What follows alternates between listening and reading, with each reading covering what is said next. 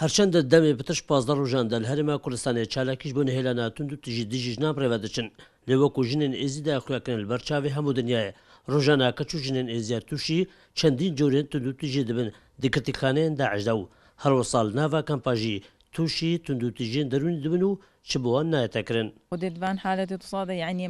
لازم ئەم هەموو ژن دەستە خۆ بدەینە ئێک ئەم محاولێ پێین و ئەف ڕۆژە نامینێت ڕۆژات تونند و تژی دژی ئافرەتێ نامینێتن و ئەف کچوژنێت ناف کەمپادا ئەم داخوازش جهێت پەیوەندی دارکەین حکومەتا بەغدای حکومەتا کوردستانی هەردوو لای خۆبکەنە ئێک حەلەکێ بۆڤان ئافرەتێ تۆسا ببین یان جهێکی بۆ ڕەدەست نیشانکەن یانژی ناف خەڵکێکی یعنی وا لێ بکەن و نەت شتێکی کرێتە یان نەت شتێکە وێ بخۆ بسەری خۆ ئینە وێ ڤایە بسەری بێتن نامینێتن و عالەمە خۆساب جاوێکی کرێت و گێم لێ بڕێنێتن داخوازەمە کە داعمەکەوان بکەن هەکە دەرینا خارجی عراقی هەکە مالیشوانە بێنێت چێکردن کە مەتن مالیشوانە بێنن و پێوی دراون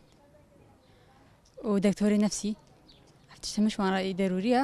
تو دیجیل سرانسری جهانی نه بس هم ویژین کمپاندای هی بس سرانسری جهانی الهمی جهایا هی کمپاج دعوت یادی آریشت خود هر هبن بس نه پیو رژیه کو هم ویژین رژاتون دو دیجی ناف کمپا دا زیاده تره نه اوسایه چونکه افسال بونمونه ما